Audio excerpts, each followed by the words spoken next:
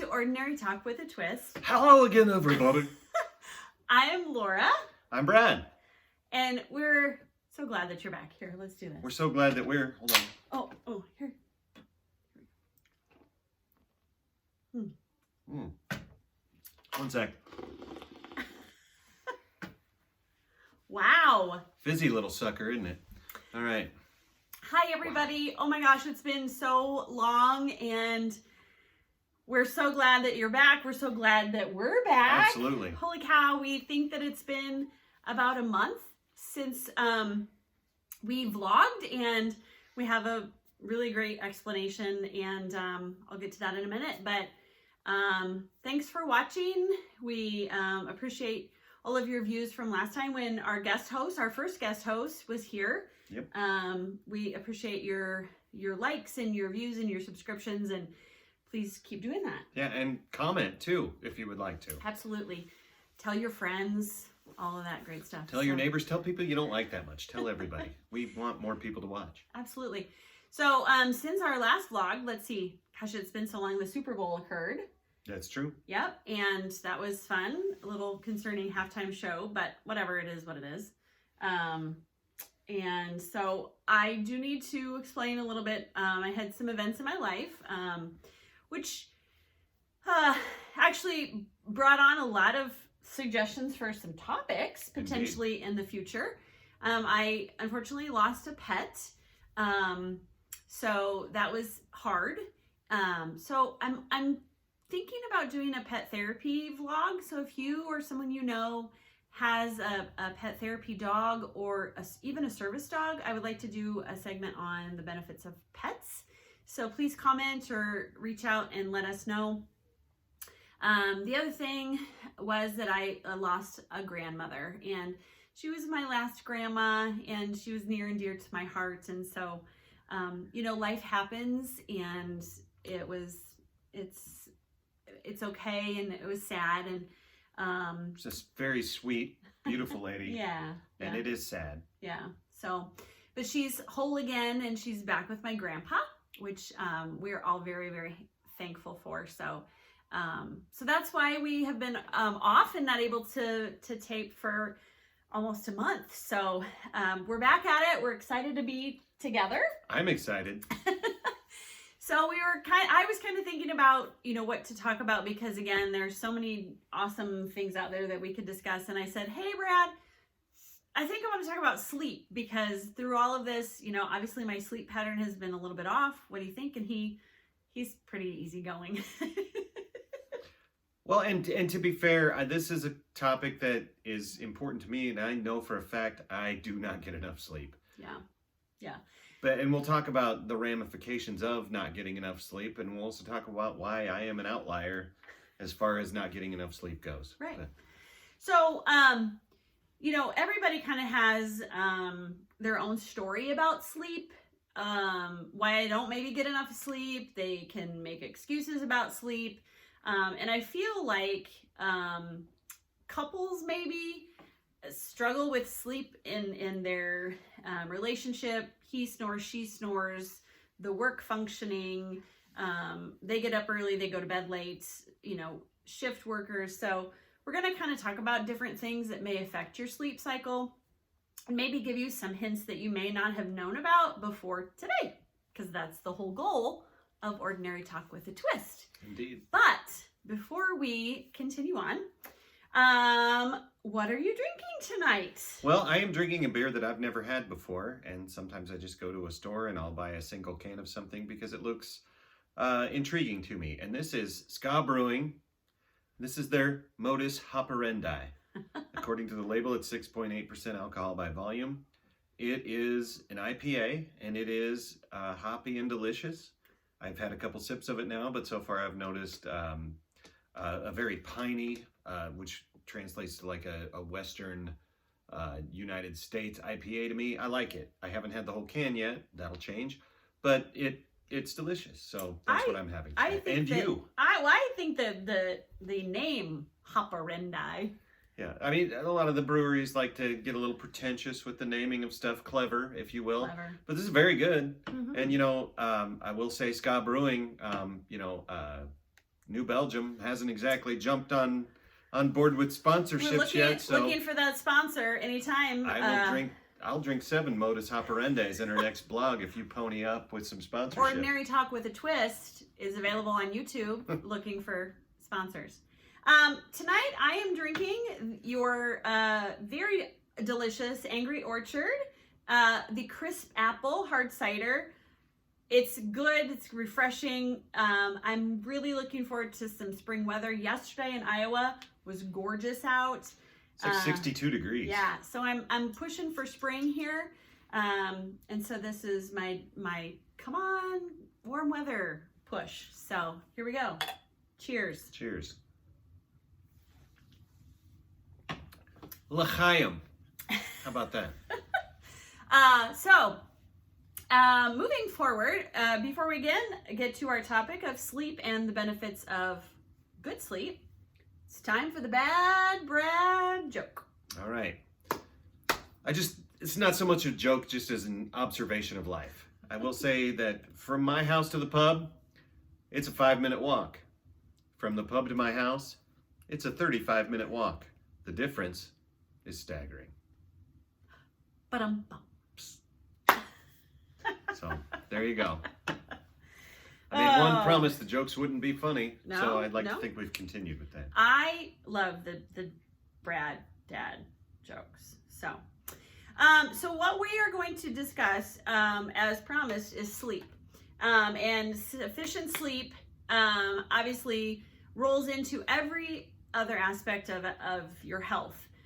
What I noticed, especially in the last couple of weeks of my life, I was under a lot of stress. I wasn't sleeping well. When I don't sleep well, my overall health is bad. I personally tend to get headaches. I tend to kind of have an upset stomach. Women may feel that maybe you get a little bit more breakouts. Your hair may not look good. So sleep overall just affects every other part of your health. How about you when you don't get enough sleep? There are times when I don't get enough sleep, and not enough sleep for me is different than what I feel it is for most people, and I'm probably being super optimistic about that. I tend to get between 5 and 6 hours of sleep a night. 6 hours, closer to 6. Mm-hmm. Last night I got between 6 and 7, felt pretty good. I rarely get 8. If I get more than 8 or 9, I don't feel well. Mm-hmm. My body's stiff, my head hurts. I feel like I've been out of the loop for too long. That 5.5 to 6 hours is kind of my wheelhouse, and I've learned to develop that. I will say, almost my entire working career since 1992, I have gotten up at 5 or 5:30 in the morning. Yeah, you're an early riser. I am not a morning person. I want to stress that. I am a night owl, and I always have been, and I will continue to be. When I retire, I will go to bed late and sleep in. But my jobs have required me to get up early and be at work at a certain time. And I've just learned to deal with that. Now, the bad part about that is it translates to weekends. If I have the chance to sleep in, my body often won't allow me to. Mm-hmm. So it's used to what it's used to. Right. And I have heard that too from some other people. A sleep cycle, if I get too much sleep on the weekend, then I kind of feel like I'm dragging, I'm in a fog. And so, we try to overcompensate maybe on the weekends for that lack of sleep that I got through the week. And there's something to be said for that too. Oh, I'm gonna get more sleep on the weekend because I didn't get enough sleep during the week. And there's also, there's a very poor choice in doing that as well. I am a huge napper. I love to take me some naps. If I got up early and I have a time for a nap, just ask my family, my kids, and my husband. Where's mom? She's taking a nap. But that's not always good. There is some research to show that a brief nap, like they say 20 to 30 minutes, is refreshing. So I say, let's all move to Mexico and take a siesta. Siesta. So anyway, I digress. So also, piggybacking on what she said, I would love to be able to take a nap. Now, to be fair, frowned upon where I work. There are companies where it's not frowned upon. Well, I can't nap at work. I can't nap at work either. I would love to. There are times when I feel like I kind of done some micro sleeping in the afternoon after a big lunch. I maybe will but it's typically frowned upon at my place of business. But even given that, I am not a person that can take naps. I mean, like, we go on vacation together. I probably don't get enough sleep when we're on vacation because we're up early to fish. We stay up late chatting, doing family stuff. I lay down and I'm tired. I want to take a nap, and I lay there and I go, and I stare at the ceiling and I think, well, I might as well get up and do something because nap's not coming. So we talk about if we get poor sleep, there are health consequences. So backing up a little bit, the CDC actually has a really good website. If you're interested in learning more about this, you can go to the cdc.gov and type in sleep, and you will get some really great resources. You can actually punch in Iowa to the CDC, and they will give you all sorts of statistics for our state, which I find really, really interesting. But they recommend getting solid 7 hours of sleep per night for any adult over the age of 18.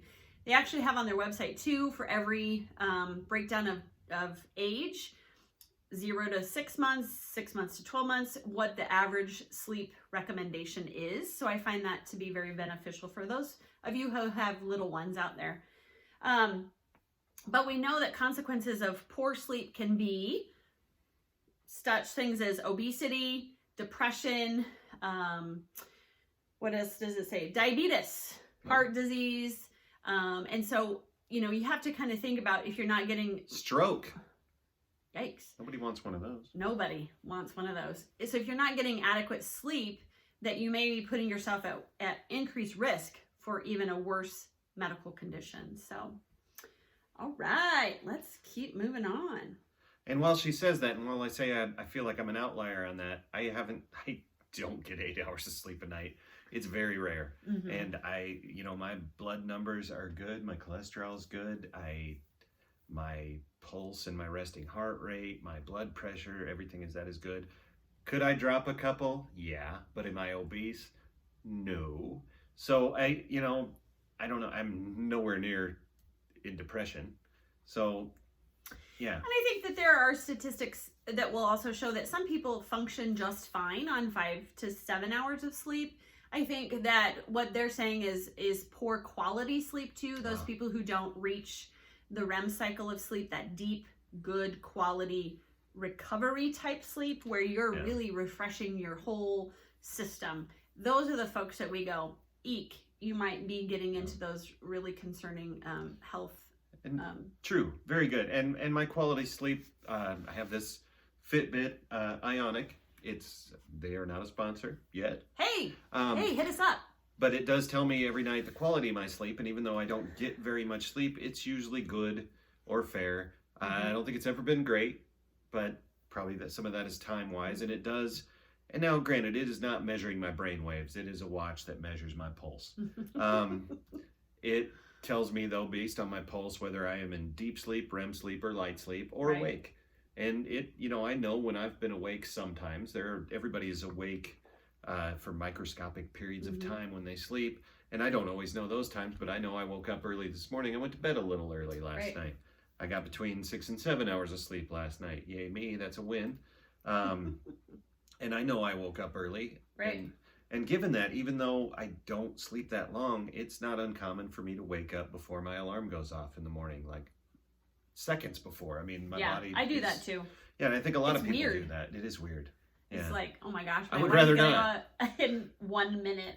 So weird. So. And there are times when I wake up like a half hour before my alarm goes off. I look at my watch because I sleep in it, because I want to know what my quality of sleep is, whether that means anything or not. And I go, you're not having that half hour sleep. I'm staying here, and I'll fall back asleep. Right. So will I. So let's talk about some of the bad things that people do these days that may be hurting their sleep. I would say number one, and we're doing it right now, is technology. We are led by right now a very technology-driven world. We always have a cell phone. What'd you say? Exactly.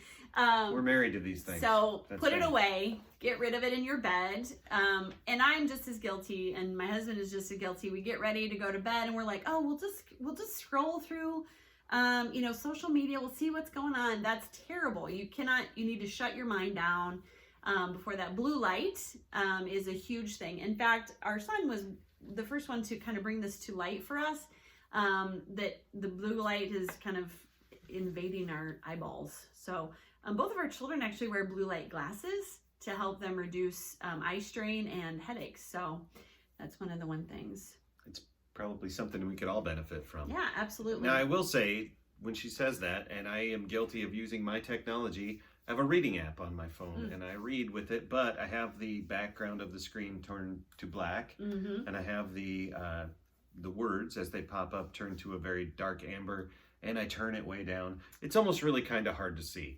and I think that kind of helps me fall asleep because I can't see it. My eyes get tired, and I just boom. So I try very hard not to surf social media before I go to bed. I really don't care at that point what people's fake things are. That's a topic for another day. Maybe we'll do social media one day. But don't stop watching us. Yeah, please. This kind of social media is fantastic. Yeah, absolutely. All right. Having kind of a poor routine, and we're going to talk about that beforehand, of bedtime. Again, poor work schedules, I should say. Those shift workers, whether you're going to bed at 10 o'clock or midnight or 2 a.m., or then you're trying to go to bed at 6 p.m. in order to get up for a weird 3 a.m. shift. A poor bedtime routine also sets yourself up for failure and a bad sleep cycle. And it's unfortunate. I mean, we do have what's called a circadian rhythm, which means we are diurnal organisms. We are meant to be awake during daylight and asleep when it's dark. Absolutely. There are other animals that do the opposite. There are some animals that function well either way. We are designed to be a diurnal organism. Yep. Now, that being said, you can make your body change. People will get blackout curtains, etc. But if you're asleep and if you're a shift worker and you're asleep and it gets light out, that your body senses that light. If it can see it, it wants you to wake up because you know what? You're supposed to be awake. You're supposed to be hunting and gathering and doing all the things organisms do to stay alive. And that brings up a good point. So in a inviting bedroom, so to speak, so make it dark and either quiet, or we use white noise. Do you guys? As do we. Yeah. So a fan or some sort of a sound machine to kind of drown out those noises. A cool environment. Some people complain of sleeping too cold, but actually a cooler environment is better for your body. Yeah. I'm that person, and my wife is the opposite of that person. She likes to be extremely warm. She does. Love you, Chris. Yeah, indeed. Love you. But you like to be warm, and I like to be a little cooler. So at this time of year, and she'll accuse me of stealing blankets, and I think it's just me turning over in my sleep, and they come with me. But, I mean, I'll put on a sheet and the comforter, and within 30 seconds, I'm warm. And sometimes I have to kick a leg out because I got to regulate that body temp, and kicking that leg out's enough to keep me cool.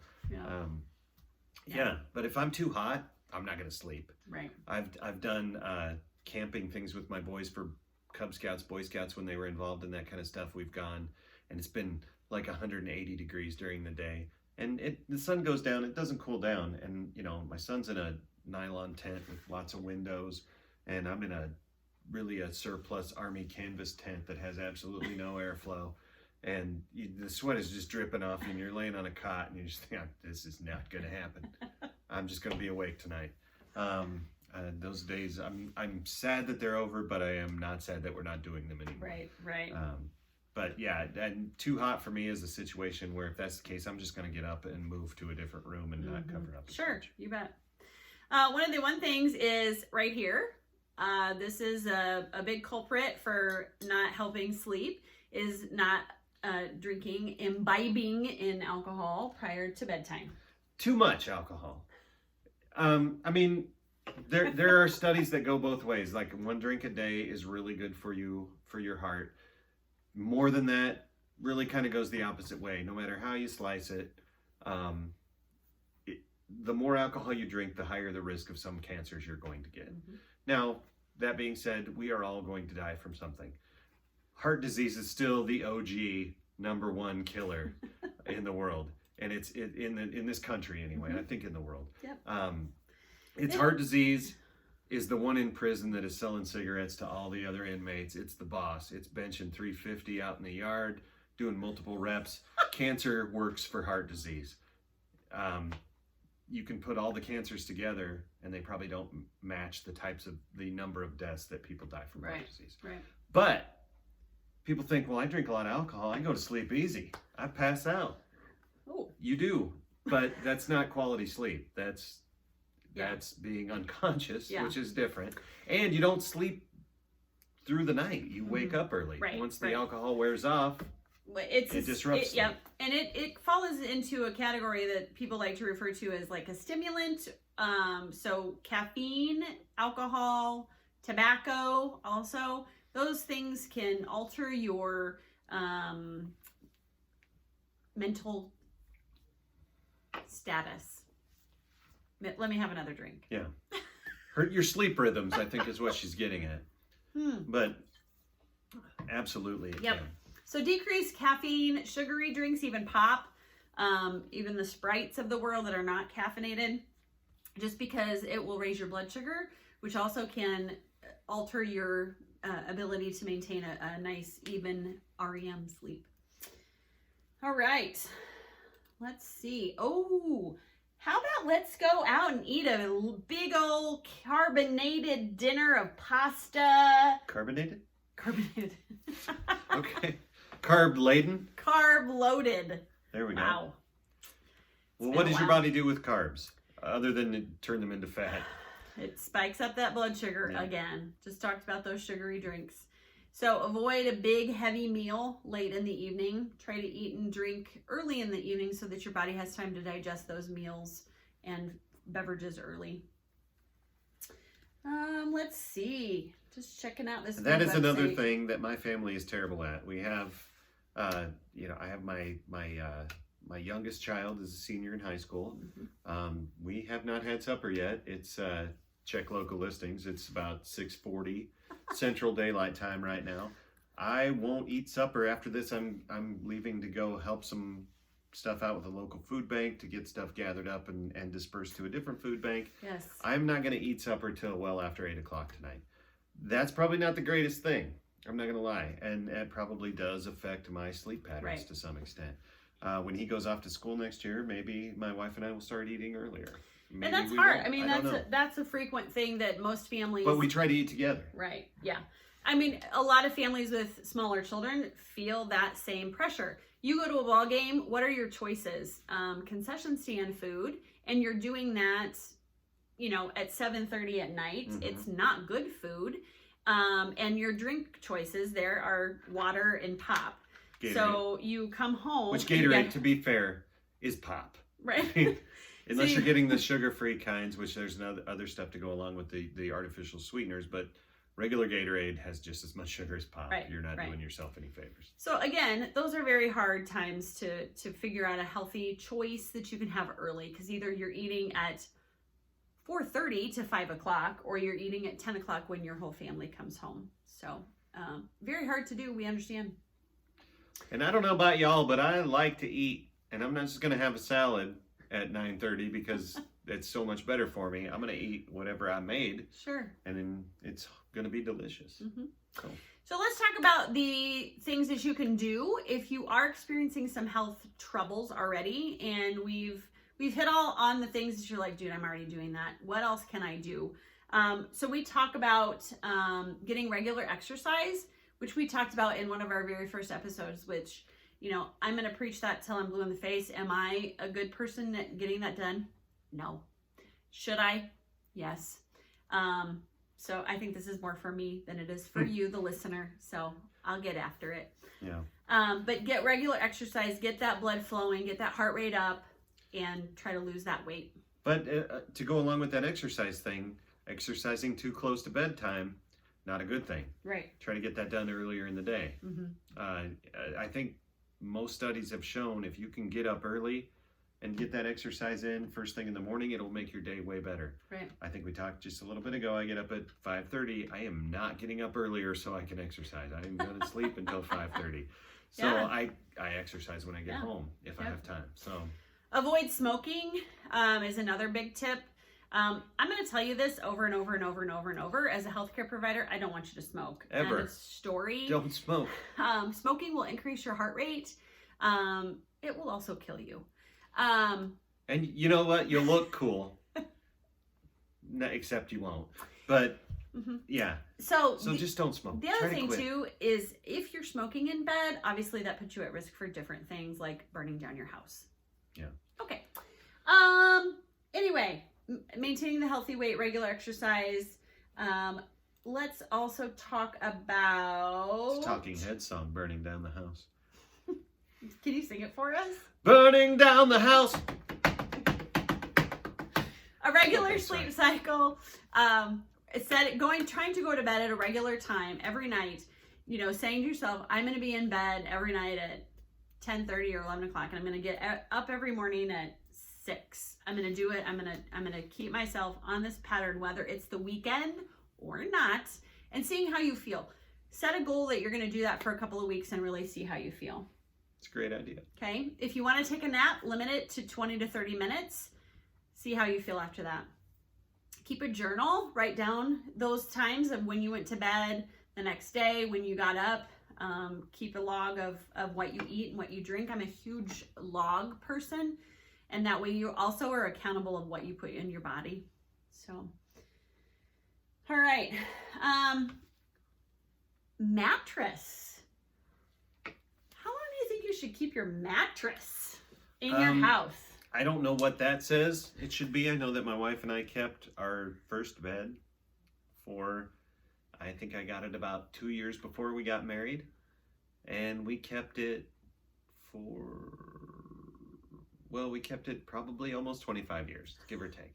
Well, you're just about 15 years too long. Yeah, so 10 years is probably a good amount of time. They say you should change your mattress between 8 and 10 years. So I love our new mattress. I'm not going to lie. The new one is way good. Yeah. Now, we used to flip ours, Yeah. front to back to bottom, over the top Yeah. to try to keep from compressing springs, whatever. Right. And we didn't hate it when we got rid of it, but boy, the new one is better. It is better, and that may help your sleep. So kind of take a look at your sleep environment.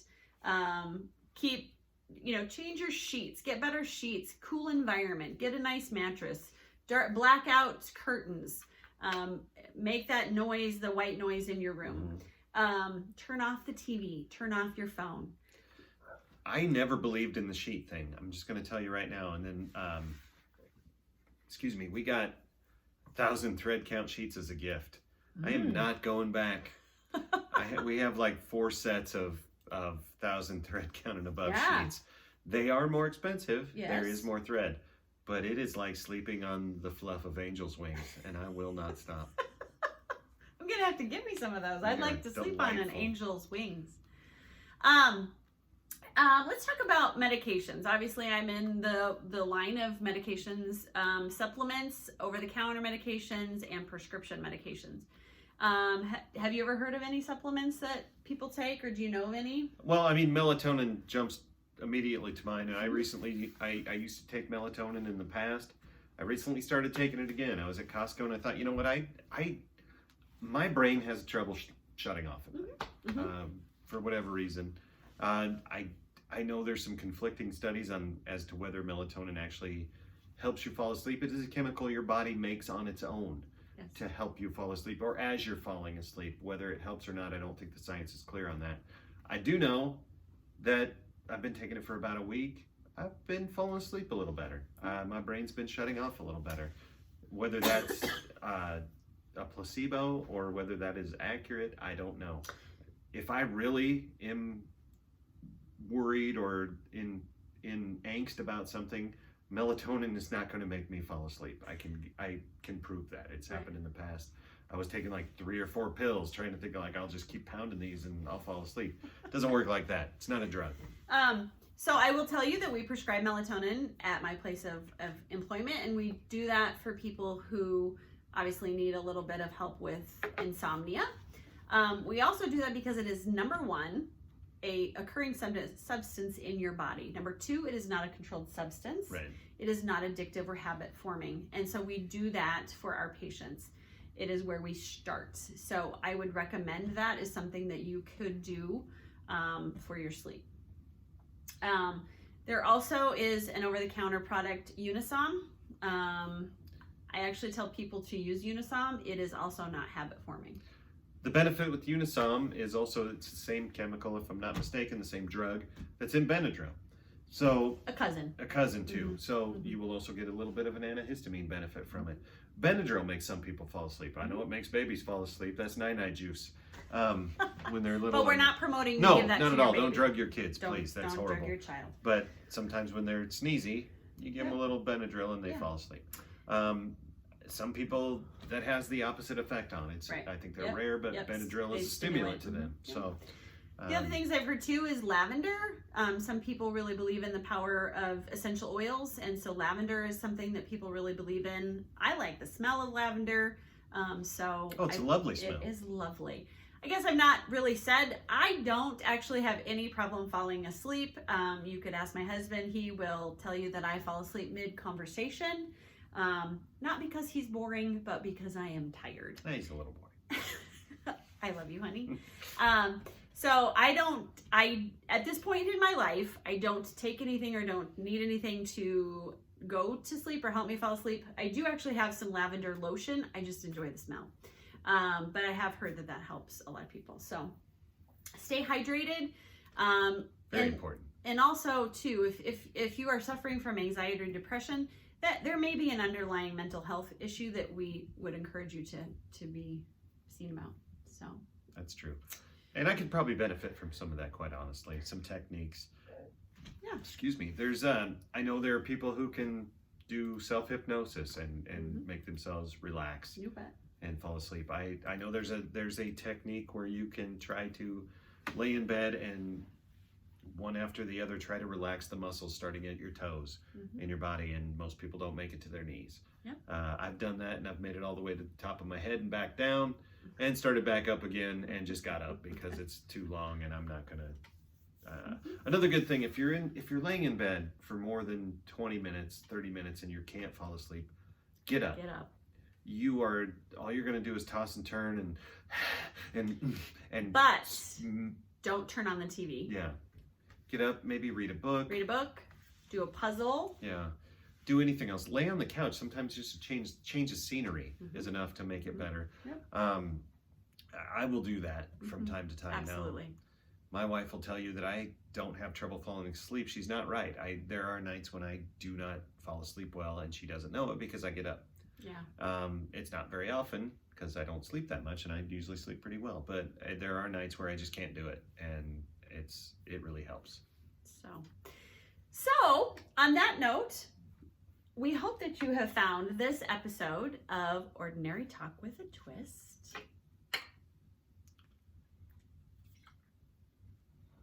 beneficial.